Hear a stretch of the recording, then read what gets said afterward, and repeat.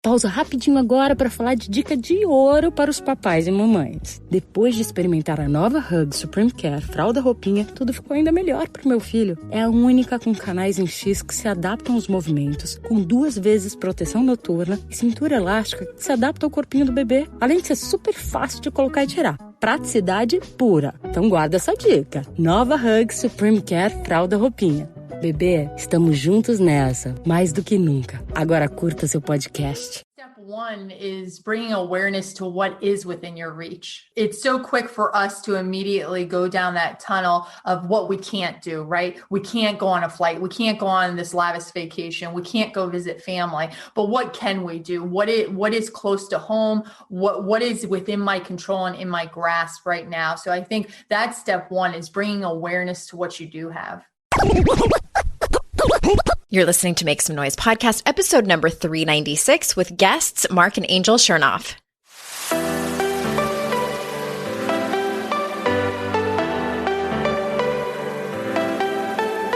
Welcome to Make Some Noise podcast, your guide for strategies, tools, and insight to empower yourself. I'm your host, Andrea Owen, global speaker, entrepreneur, life coach since 2007, and author of 3 books that have been translated into 18 languages and are available in 22 countries. Each week, I'll bring you a guest or a lesson that will help you maximize unshakable confidence, master resilience, and make some noise in your life. You ready? Let's go. Hey everyone, welcome to another episode of the podcast. I am so glad that you are here with me today, and I have something free for you. It's a gift. I have actually a few things, but I'll name 2 of them. One is coming up in a couple of weeks. I don't know the exact date, but it is a new private, secret, if you will, podcast series. And it is for anyone who, you could be anywhere on the spectrum. Maybe you are somebody who is like self-sabotaging all of the time and you just can't stay consistent. Maybe you are feeling kind of down and you need some support. Maybe you're feeling like a superstar this year. Things have been going really well for you. There's 3 audios in this podcast series, and it's just me. There are solo episodes. I want you to consider this your anthem, if you will, your fight song, and I can't wait for you to listen to it. So it's coming up very soon, so keep your ears peeled. And if you are on my email list, then you will be the first to hear about it over there. I am so excited. I'm so excited for you to hear this. It's been a long time in the making. Super pumped for you to have it. The other thing is, you may have heard me talk about it the last couple of episodes. I would love your stories to be heard here on the show. Community. We want to hear you. So AndreaOwen.com/talk. You can read the guidelines there. You can leave your message for us right there from that page, from your phone or your computer or whatever. I want to know how you have made noise in your life. It is in celebration of my book coming out in August. And yeah, head over there. You can read kind of some ideas to get your juices flowing as you think about some experiences you've had in your life. Again, AndreaOwen.com/talk. And I think just on a personal note that I'll share with you all today before we jump into this conversation with Marc and Angel. So I posted on Facebook last week, my personal page, and it's not a public post because to be honest with you, I didn't want my mom to see it and get all worried. Call me. But I have been so tired lately and I don't know what's up. I'm like, is this just middle age? Is this pandemic stuff? Is there something going on with my hormones? I turned 46 a few months ago. And so I think that's part of it, middle age. But I mean, there are mornings when it is 10 o'clock in the morning. I have worked out, not to excess. I don't abuse my body with exercise like I used to. And I've gotten enough sleep. I eat pretty decent. Don't have a ton of stress going on. And it was 10 o'clock in the morning, maybe a couple weeks ago. All I could think about was taking a nap. I was exhausted. And I'm like, something isn't right. So I posted a little bit of background on my personal Facebook page and asked, hey, women out there, if you're around my age, maybe if you do what I do for a living, why am I so tired? And I've kind of like lost my motivation, like my drive. And it's super weird. I'm not depressed. I love what I do. It's just odd. You know how we know ourselves and our bodies We know when something's up, something's up. So I've been to the doctor and my blood test came back low vitamin D, which I'm now taking a supplement. And also my thyroid was on the high side. So in this conversation on Facebook, there were so many responses. All this to say, this is common. This is common for middle age. I think what I'm dealing with, there is for sure something going on. But I am looking into having someone come on the show to talk more about it because I know that there's a lot of you who are around my age. And it's just an interesting conversation that I think that we should all think about for our physical and mental health and emotional health as well. I did talk to a friend of mine who is a nurse practitioner who specializes in women. And she said that my thyroid level, when I told her, she said, that's high. That's hypothyroidism and you should be treated for it. So we'll see what's going on. She also said I should cut out gluten. Okay. So I'm going to try that. Send all your favorite gluten-free recipes. We've been gluten-free before for my son, but I still ate gluten. We will see. I will keep you posted. Stay tuned, listeners. All right. Let me tell you a little bit about our guest today. I'm really excited to have Marc and Angel on. It's been a long time coming. I've known them for a long, long time. Marc and Angel Chernoff are professional coaches, full-time students of life, and admirers of the human spirit, and have been recognized by Forbes as having one of the most popular personal development blogs. Through their blog, podcast, books, live events, courses, and coaching, they've spent the past decade writing about and teaching proven strategies for finding lasting happiness, success, love, and peace. So without further ado, here are Marc and Angel. Angel and Marc, welcome to the show. Thank you so much for having us. We're happy to be here. Thank you. I was so excited. We weren't recording yet, but when I thought it was just going to be one of you, and I'm so excited to have Team Marc and Angel on the show. Coming up as a pair. And you have a new book that is out, which we're going to talk about, but I also have your other two books. And before we jump in, I want to say something about 1,000 Little Things, which was that your first book or your second? It was published through Penguin's second, but was actually our original self-published book. So to the masses, it came out second, but it was actually our first book, which is interesting. The first book. I love this book because I'm a big fan of any book that you can have in the bathroom. I hope this isn't inside because people spend time in there and nowadays they're scrolling through their phones, but I love it when there's books in people's bathrooms and you're going to be in there for a few minutes and you can pick up this book and just open it up to any section and read a little nugget and you're good to go. My actual question is, how did you guys put this list of 1,000 plus little things together? Did you just jot them down on index cards? Like, how long did it take you? It's so interesting. Hey, we started a whole blog around it. That's right. Crazy. I'll give you the long story short on 1,000 Little Things.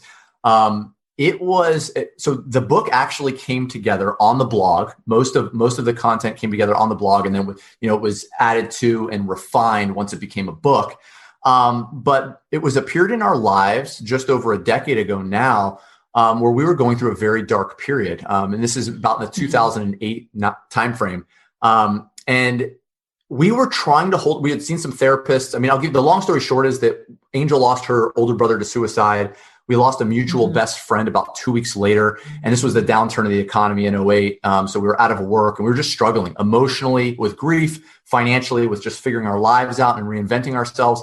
And so we were going through a tough time and we started our blog as a public accountability journal to some of the things we knew we had to hold ourselves accountable to step through this as a married couple. We were newlyweds at the time, been together a few years. And we were just not having the conversations we needed to have. We weren't addressing the issues we needed to address. And so the blog became this public accountability journal. And a lot of what's in 1,000 Little Things are actually the lists and ideas that we were putting together at that time and that kind of took you from there to a few years after there, that were just, hey, we know these are the ideas we need to reference and remind ourselves and reflect on a daily basis in order to move forward. And so that's sort of the foundation, the baseline of 1,000 Little Things. Okay, that's so interesting. And I'm always just curious, especially when someone compiles such a large list, because I have a feeling that it didn't just, you just sat down at a coffee shop one day and they all came pouring out Came together easy over peasy like years. that. Yeah. Right. Well, yeah, 2008 was rough for a lot of people. And were you a couple of questions, I'll make it a two-parter.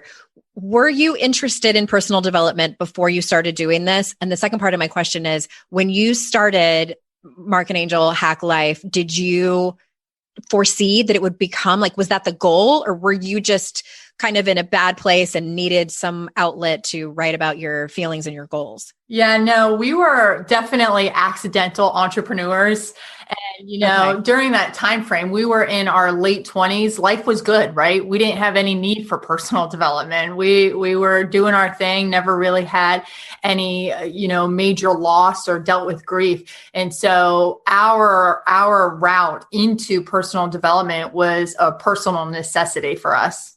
Yeah. Yeah. I mean, had no interest in it prior to that. And then kind of found ourselves really stuck for a while and leveraged personal development as a path forward for ourselves. And the accidental entrepreneurship that Angel talks about. Yeah. I mean, when we started writing on the blog, we had no intentions other than publicly holding ourselves accountable in front of a few friends and family. And of course, this is, call it good luck, call it, whatever. I mean, this is the time where social media is really starting to take off, in a big way. I think Twitter had just been invented and people were just getting on Facebook. Yeah. And even Facebook had been like in college campuses for a while, but had only been public for a few years at that point, like open to the masses. A lot of us were still on MySpace in 2008. Exactly. It's like dinosaurs were roaming the planet, for goodness sake. But yeah, I mean, we started it with no intention for it to be anything more than for us. And it was like over the months and then years that followed, we would have people first reading by the dozen, then it was by the hundreds. Then we'd start getting thousands of hits a day to the page or to the blog and getting comments and emails like, hey, this thing that you resonated is so personal and really resonates with me. Let me tell you my story. What do you think of this? And that was how we slowly started transitioning into this work. But it was a very slow process. That's fascinating. And it just sounds like the universe had other plans for you too. Well, and I know that much of your work and your books and the content on your website focuses on what you say, getting back to happy. And so before we talk about some of the steps to get there, how does one, this might seem like a bit of a ridiculous question, but I'm going to ask it anyway. How does someone know that they are unhappy? In other words, like, are there signs or, we all love a good checklist that maybe they're not in alignment with their values or, seeing what doesn't make them happy? Yeah. I think a lot of it is a feeling, just knowing that, hey, life, like there's nothing major going on in my life right now, but I don't feel like I'm heading in the wrong or the right direction. Like I feel like I'm heading in the wrong direction. I feel like something's off center. I feel pressure. I feel tension. I feel stressed. And it's important to tune into that. And a lot of, in the book, Getting Back to Happy and in our coaching and everything that we do, our live events, I mean, a lot of the goal is helping people think better, to help people tune in and not tune out. We're big believers in the fact that we need to be moving towards something in life. We don't need to be running away. And so if we're leveraging distractions as simple as Netflix or as complicated as drinking alcohol and getting involved in the wrong things, but if we're using distractions in our lives to numb our pain instead of stepping into the pain and figuring out, why do I feel the way that I feel? Why am I thinking the things that I'm thinking? And how might I be able to think a little bit better and live a little bit better? That's the journey, right? And so a big piece of it is tuning in, really paying attention and being more present with yourself.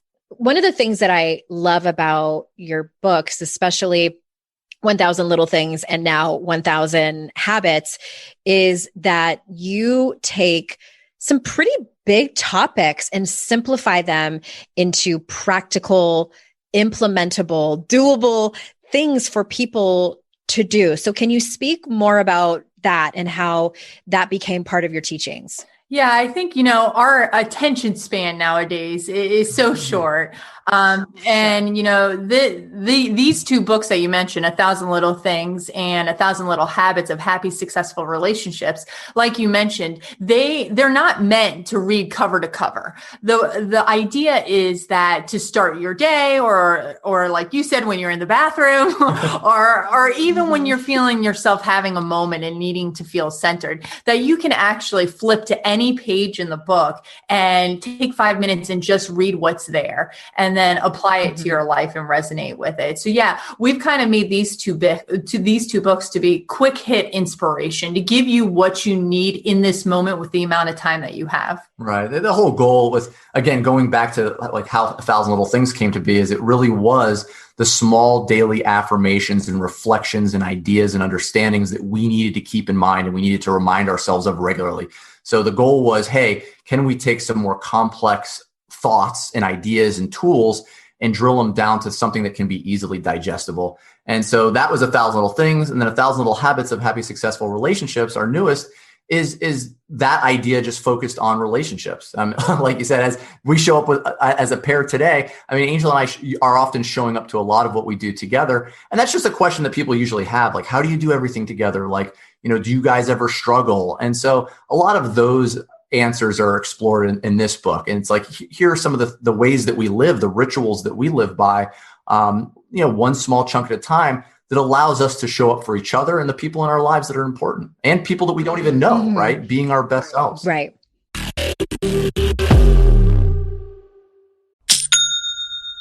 Shopify's already taken the cash register online, helping millions sell billions around the world. But did you know that Shopify can do the same thing at your retail store? Give your point of sale system a serious upgrade with Shopify.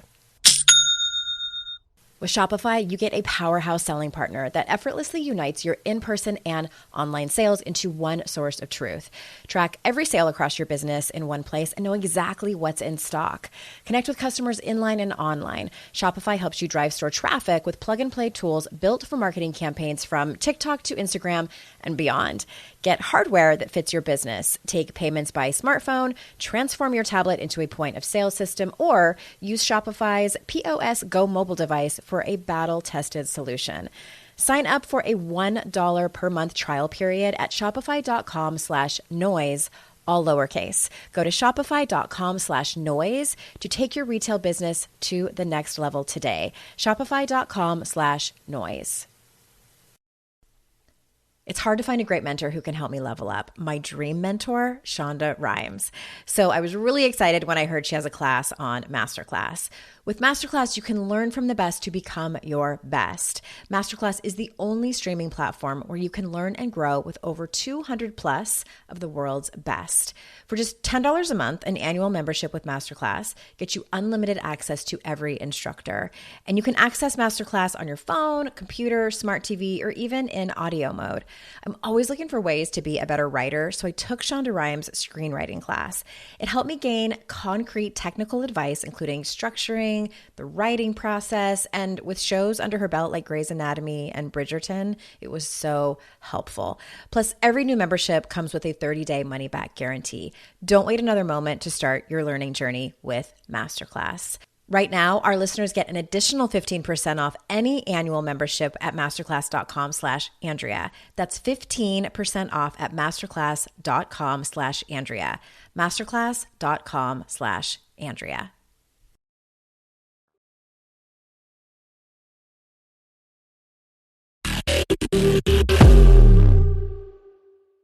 Well, that's a great segue, because I wanted to ask you about that. What made you decide to write a book about relationships? How many times would you say we get questions about our relationship? It's so interesting. Well, it really is that way. Oh my goodness. Yeah. I mean, I think it's that was kind of the seed for it. But then, I mean, the reason for it is probably a lot larger than that, which is, we care about people. I mean, a lot of what we do, the coaching, the events, a lot, I mean, this, right? I mean, it takes a lot to sit down with somebody and be empathetic and take on and internalize their issues and their stories.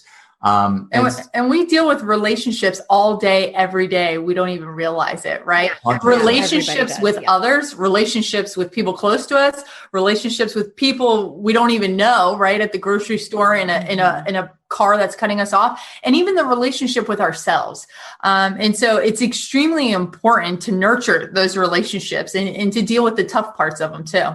I guess people would ask you a lot about your relationship when you work together and you've run this business together for so long and you show up to interviews together and you are nice to each other. Yeah, I guess people would start to ask you about this. Did you, and I'm curious just about the process. Does one person write more than the other? Like how does that work? It's pretty shared. Yeah. We typically, I mean, writing the books are always interesting. I think it gets most interesting when you're actually doing the audio and tossing the ball back and forth real time to each other when you're doing like an audio book. But yeah, Angel and I write a book very much the same way, or even write on the blog. You know, we usually alternate ideas or posts. So one person will be the lead writer, and then one will edit that writing and like add to. So it's definitely a kind of a community process between the two of us.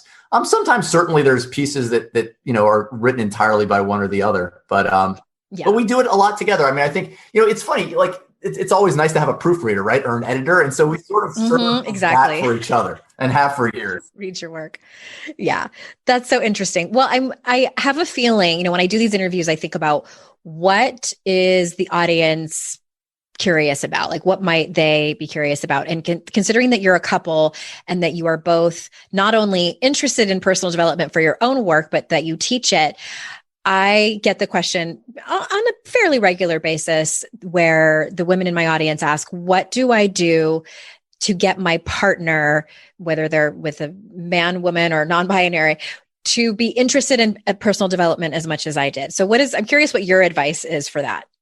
I think with that, you just got to lead by example, right? Like you listening to the podcast and reading the books and talking about those topics it brings it to the table, right? So forwarding your partner, hey, leaving the book on the coffee table, forwarding them this podcast. Hey, I just listened to this episode. It was really good. So I think dropping those subtle hints while leading by example. I completely agree. Yeah, I think, sometimes forwarding things or texting things, like they can misinterpret it, but having them see you, like in conjunction with that, like slowly peppered in, having them see you actually listen to the podcast, right? Oh, there's like, oh, wow, look, it's on. Like I've walked into the room and she has it on, or he has it on in the background there.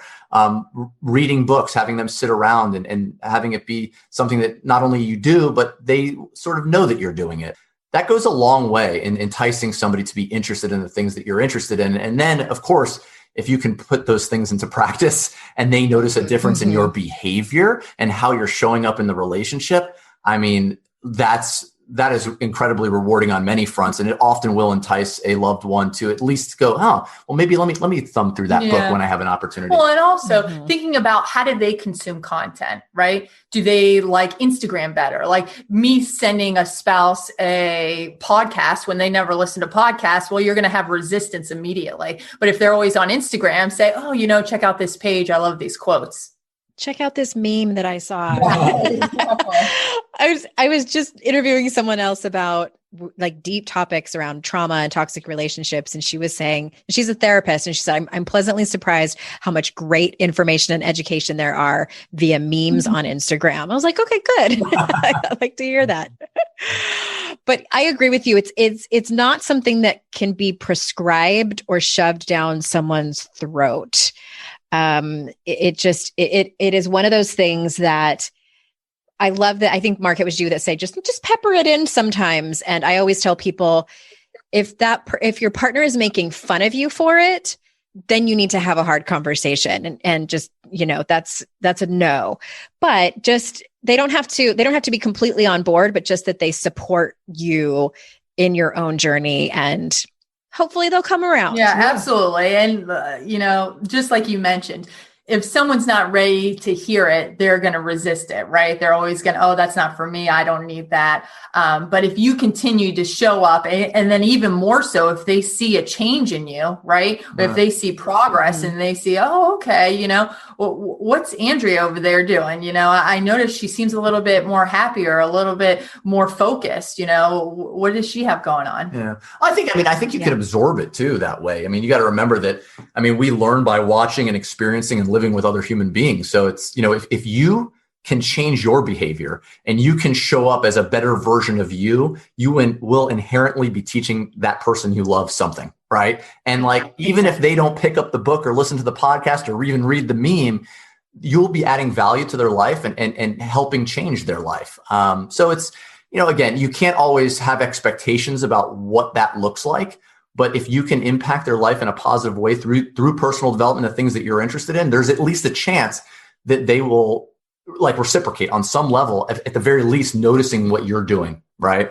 Mm-hmm. And I'm very glad that you said, don't have high expectations of what that person is going to do or not do. And yeah, that's important addition to that. Angel, you wrote an article, and I apologize, I can't remember when it was. And I know you've written probably thousands of articles at this point, so you might not remember this particular one, but the article was titled 10 Things to Remember When Everything Feels Out of Reach. And the reason it jumped out at me is because this last year, 2020 and into 2021, has taught us that a lot of things feel out of reach. I mean, family, friends, pursuing certain goals got canceled, et cetera. So what advice do you have, for both of you, for someone who feels hopeless or helpless due to life's circumstances, whether it's because of COVID or because of something else? Yeah, I think the step one is bringing awareness to what is within your reach. It's so quick for us to immediately go down that tunnel of what we can't do, right? We can't go on a flight. We can't go on this lavish vacation. We can't go visit family. But what can we do? What is close to home? What is within my control and in my grasp right now? So I think that's step one, is bringing awareness to what you do have. Yeah, controlling the things you can control. I agree entirely. I mean, a lot of the articles we've written through the pandemic and about the pandemic have been focused on that, right? That like, in a world of things that we can't control right now, and it's not ideal by any stretch, there are still a lot of things that we do have control over, and we need to focus on those things and leverage those things in our favor and in the favor of the people we love. So I completely agree. Like, tuning in and realizing, hey, we feel like everything's out of reach, but that's not true. Not everything's out of reach. Some things are out of reach. And it's not what, not what the world takes away, but what you do with what you have that actually counts. And so we have an opportunity here to do a lot, but we need to be more focused and a little bit inventive in this time. Yes. And you know what I came to realize too, is that there are hardships no matter what time we're living in. So like pandemic or not, things are difficult. It just kind of got exacerbated. So for what helped me is I did very similar to what you were saying. And there were moments where I started to panic, especially like around the beginning in March and April. And I just told myself to, get present, put both feet on the ground. It was very basic, and it goes back to my old days of when I used to struggle a lot with anxiety and panic disorder and just get right to this moment because it's all I have, when you're having those spinning thoughts. And I found that to be helpful because it was the only thing I could control in the moment. Yeah. And, in the beginning for me, some of my worst days was just feeling like it was Groundhog Day over and over again. And I had nothing to show for it. I was like, what kind of memories am I creating right now? And that was the worst feeling for me at the end of the day. And so I had to make it a point to say, hey, I need to accomplish something every day, like not something big, but just something small, whether it's reading a book with my son or cooking a nice dinner, but something that makes me feel good because I was getting at the end of every day being like, what am I doing? What do I have to show? Where am I going? And that was what was most frustrating for me. Yeah. And we started tracking here, like just as a family. So we ended up tracking the little bits of progress, right? And that's kind of like a hidden secret of happiness, right? Is noticing progress in your life. That makes us feel good. So knowing that, we just said, okay, we're not able to do all the grandiose things and that we're used to doing, or the busy. We're not caught up in the busyness that we're used to, right? All the systems that we're used to living by are suddenly different, but we can be very focused about tracking the little bits of progress we are making in our lives and then reflecting on them. And just the simple practice of doing that as a family really got us out of the funk and allowed us to be more productive, to be more, aware of the silver linings, if you want to call it that, or just the good things, which of course inspires you to do more of them. So, I mean, it was a very good practice for us at the beginning that we've carried forward since then. I love that. I did a very rudimentary version of that where and this is something I did when I was first separated and feeling so depressed and lonely, is I took, you have like a wall calendar. Some families have wall calendars. And I took a Sharpie and would just cross the days out on the calendar. And I started doing it again when COVID hit because I wanted to see time passing, because it's very obvious and logical that, this too shall pass and all those really great inspirational sentiments that we hear. But I needed to see, I'm like, prove it to me. I need to see time passing, and the days could feel so long, and your weekend plans are canceled, vacations are canceled. And I honestly found it so helpful to glance over at that calendar and see several black marks through showing the passage of time. And then you can flip through other months as the months went on to see how much time was actually passing. That's so funny that you brought this up, because we have like one of those big desk calendars that I have hanging on the wall in our laundry room. And, usually when the month goes by, you rip off the month and you crumble it up and throw it away. And it's funny that you bring this up. I don't even think I've ever even told anyone this, or Mark, because it's not groundbreaking or anything, but for whatever reason, during COVID, and even still to this day, starting March of 2020, I never threw them away. I just kept them because I'm like, I want to keep track of like this time, like this time is going by. And it wasn't a good thing or a bad thing, but for whatever reason, I had this resistance to throwing it away. And I would write stuff on it, like what we did. And I kept those calendars. Yeah, I knew you had them stacked up for a while. I don't know where you still have them now, but Angel had them stacked and up. I've never thrown them away. It's along the lines of what you're mentioning. And I know it's comforting. I can't pinpoint why I'm doing it or what I hope to get from it, but I still have them. Yeah. For me, it was a tiny sliver of comfort. Yeah. Yeah. It's the tiniest of slivers. Like that, though. That's what's the good reminder that we have to have. It doesn't matter how we logically know something is going to eventually pass, but on any given day, the feeling will be something different. We feel overwhelmed. We feel out of control. And so knowing being able to tune into that, and then having a small tool like you guys are talking about to cope, to make us feel better and get through it is important. When you're listening to a song on the radio and you get the profound feeling that the song playing was written about you, now imagine having the power to gift that same incredible feeling to someone you love with an original song from Songfinch that actually is written just for them. Songfinch lets you create an original radio quality song inspired by your own life and the people you love. It's completely unique, personal, and lasts forever. Whether your song is for Father's Day, an upcoming graduation, wedding, or anniversary, or even just a gift to show your loved one how much you care, start your song now to lock in one of Songfinch's top artists. I gifted Songfinch to myself, a song about my late father, and I'm so excited to play you a clip. Flipping through the slides of learning how to live and how to love, and coming undone a father, daughters without, so she writes it down. One of my clients heard about Songfinch from this podcast, and so she had a song created for her son who is graduating, and she told me that they both cried when she played it for him and that it exceeded her expectations. For a limited time, Songfinch is letting our listeners upload their song to Spotify for free, so you and the lucky person you gift it to can listen to it anywhere, anytime.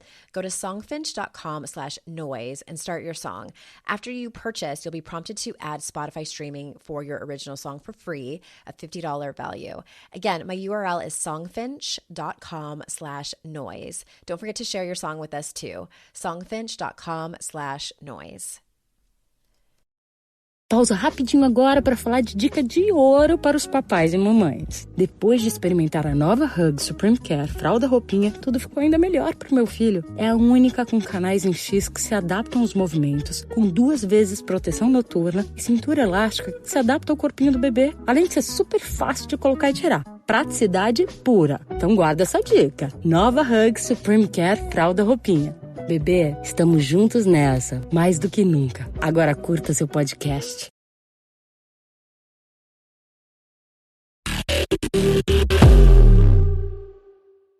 I want to talk about your new book for a second. And I like to say that the best time to work on your relationship is before you're in one.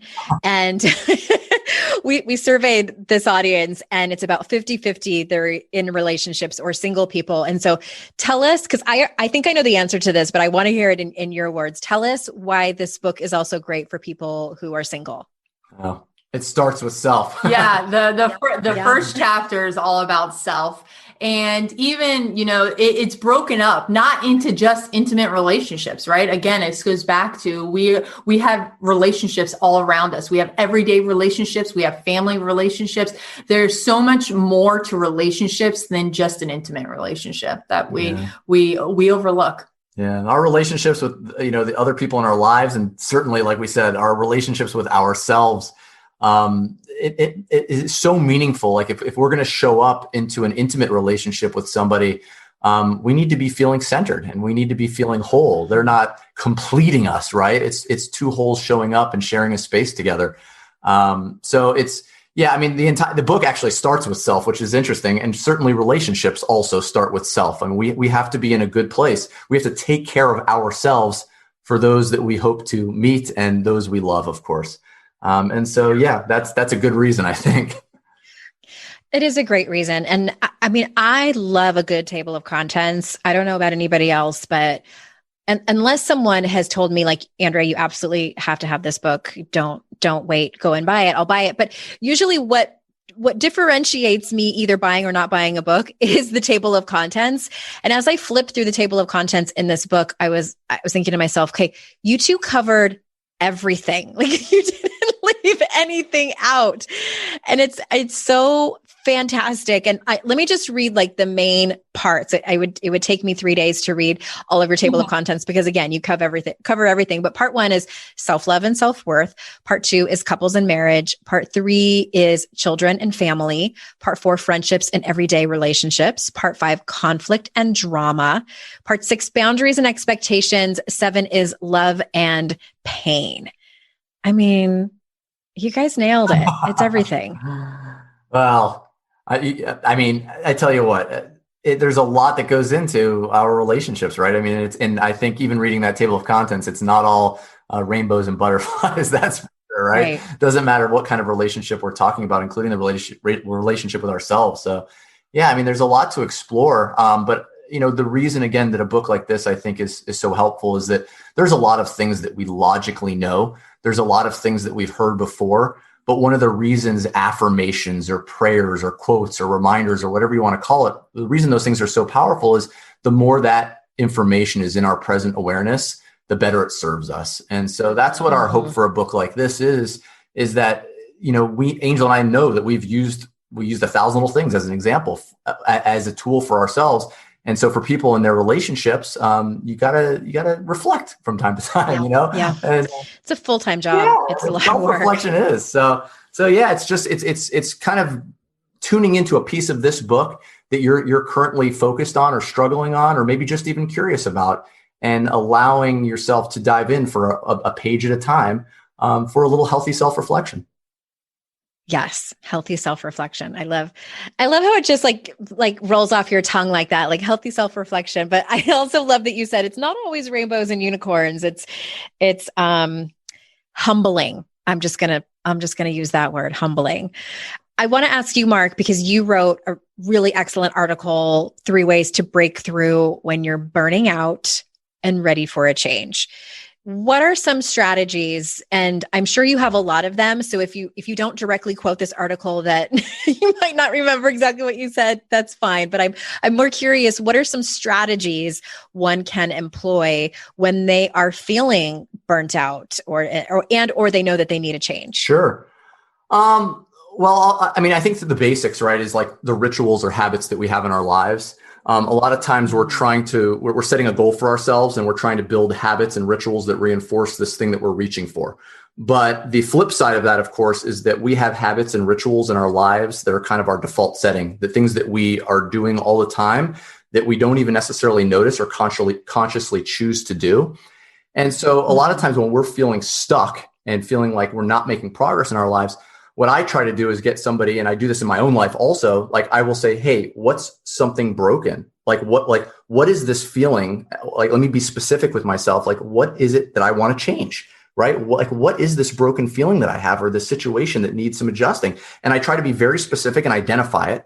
And then I ask myself, okay, now that I've identified this thing that needs a little tweaking, what am I doing every day, consciously or subconsciously, that's actually fueling this broken situation in my life, right? Like in what way am I on a daily basis or a very regular basis reinforcing this thing that I say is broken? And I try to get very conscious about that and like say, hey, not only is there a situation that's not right, but there's actually little things that I'm doing that are perpetuating that situation. Mm-hmm. And then I try to turn it to the positive, right? Then it goes to the goal. It's like, okay, so what do I need to change? Like, what does an ideal situation look like? And what can I start doing on a daily basis that kind of takes me from point A to point B? Again, I'm not leaping from one area to the other, but I want to see some progress again. And I want to have something that I can track that shows that I'm making a little bit of progress going from this broken situation to this more ideal situation. And even if I don't get to the ideal situation, at least I'll see the progress of a shift happening. And so that's a big part of how, like, it's the basics of a system of getting from point A to point B. Mm-hmm. Yeah, it's completely doable. And I love that it's sort of baby steps, if you will, to get there. It doesn't have to be this overwhelming, gigantic, grandiose action steps that you're taking. No. We always think that it does, right? What are the positive steps that we're putting in place to reach this goal? But it's important to take stock in what rituals we already have going on. And like Marc said, what are the pieces of us that feel broken or feel that we need to fix? And what are the rituals that are supporting that? Right? Yeah. Because we already have rituals in place. It's just, are they serving us? Do they need to be removed? Do they need to be adjusted? Is it time to edit them? It's really taking a look at what we do on the daily that's on autopilot. And when we're doing certain activities, what are the thoughts that are going through our head in those moments? And everything is little steps, like you said, right? I mean, everything's little steps. Like nothing. Even a business doesn't fail in a day, right? Like there's not one big catastrophic moment. Like a business fails because you failed to check the books, because you failed to innovate, because you failed to listen to your customers. It was like all the little things that you did or didn't do. Eventually your business fails, right? And I mean, our life is our business, right? And the same thing is true. Like things happen on a positive and on a negative, one little step at a time. It's not one big massive event on either the positive or negative end. And rituals or habits are always part of that. Like, what are we doing on a daily basis that's either moving us closer to where we want to be or further away from where we want to be? Rituals and habits. Absolutely. Thank you for that. And I want to ask you one more question. And I feel like this might kind of sum up a lot of the work that you do. And you talk about, like I said, getting back to happy. And you also talk about simplifying your life. So can you both maybe give us some strategies, like what listeners can start doing today in order to get back to happy and or simplify their life? I mean, Angel and I mentioned it earlier, tuning in, right? I think in life, again, we don't want to be running away from things. We want to be moving towards things. And so tuning into yourself, I think if you could do one little thing, and I mean, this is something Angel and I practice all the time, it would be paying attention to the negative emotions and feelings that you have, right? Knowing when you feel like noticing, bringing awareness to when you're feeling off center, and maybe just taking a moment and writing that thought that's going on in your head in real time down. Like just letting that be the practice, like acknowledging, oh my gosh, like I'm feeling off center and filled with anxiety or whatever it is at this moment. What is the thought in my head at this moment, no matter how irrational or whatever, because oftentimes when we're emotional, it's not rational. And just writing it down, just getting it out of your head in black and white in a sentence or two, not long form journaling, real time, quick journaling. And then when you're feeling calm and collected, doing that as often as you need. But then when you're feeling calm and collected a day later, 2 days later, whatever it is, opening that journal of thoughts of, those really tense moments. And that might sound counterintuitive, but putting some calm, collected awareness against those those trains of thought that you probably have in patterns, right, in your life that are during the tense moments. So you're bringing calm, collected awareness to a lot of that intensity. And certainly that's just the first step. You can certainly challenge them. You can question them. You can try to look at them from different angles, give yourself the opposite of that thought and try to find some truth in that.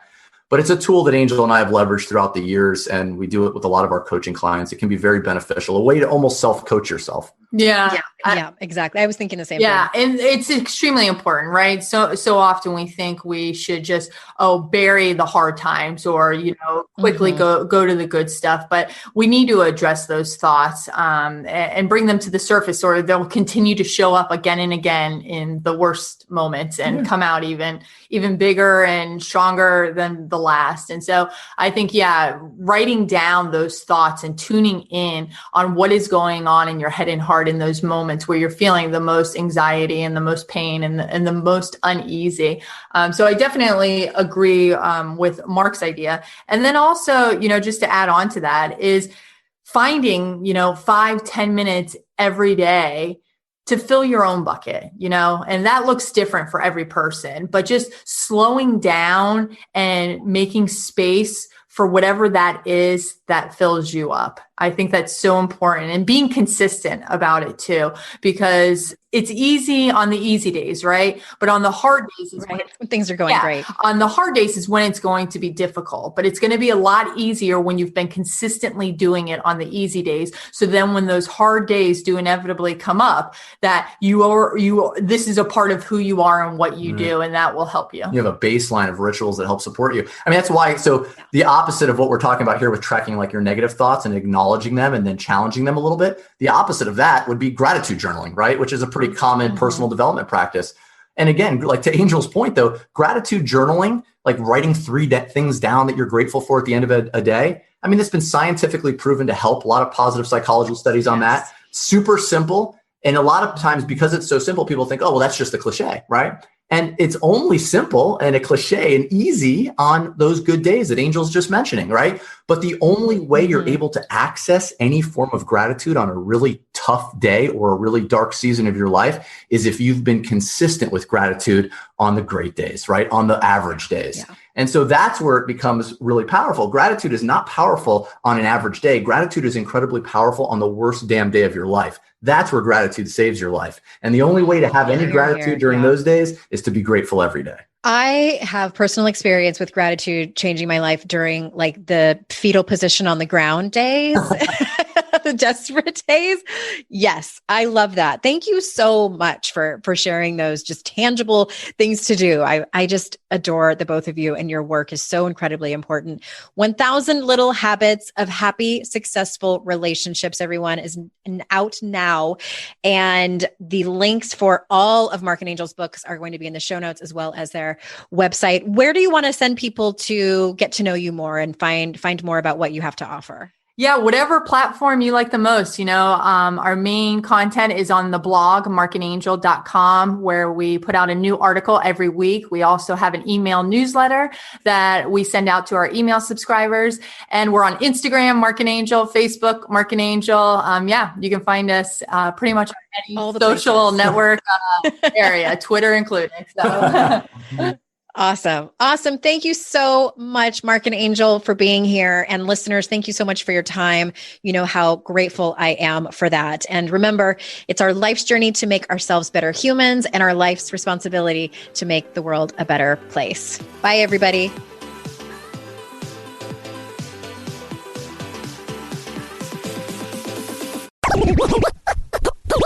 Hi there. Swinging back by to say one more thing.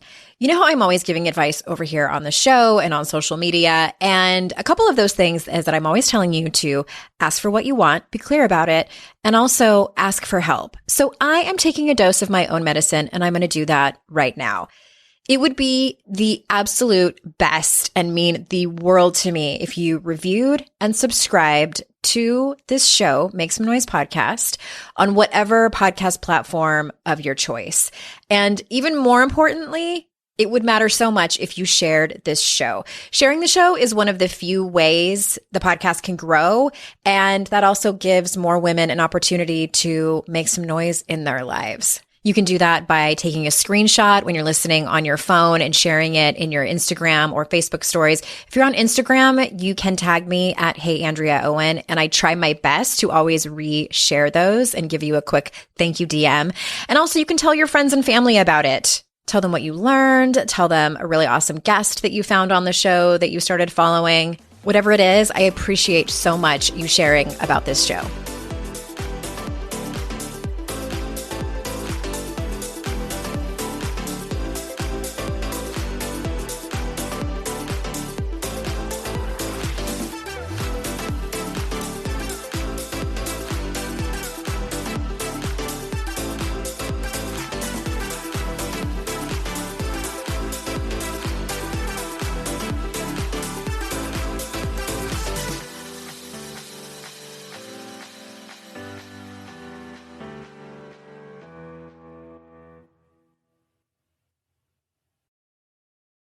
I'd like to introduce you to the Minimalist Moms podcast. It's hard enough being a mom, and the last thing you need is stress from too much stuff and an overcrowded schedule. For too long, I lived with the mindset that bigger was better, and the more I added to my life, instead of feeling better, I felt overwhelmed. It was time for a radical new mindset. Less is more. I'm not into extremes. I didn't throw everything away. My brand of minimalism is more about adding than subtracting. Get rid of the excess to make room for what you love. In other words, it's about living life with purpose. I hope you'll listen in, and my guest and myself can inspire you to think more and do with less. The Minimalist Moms podcast, available wherever you listen to podcasts.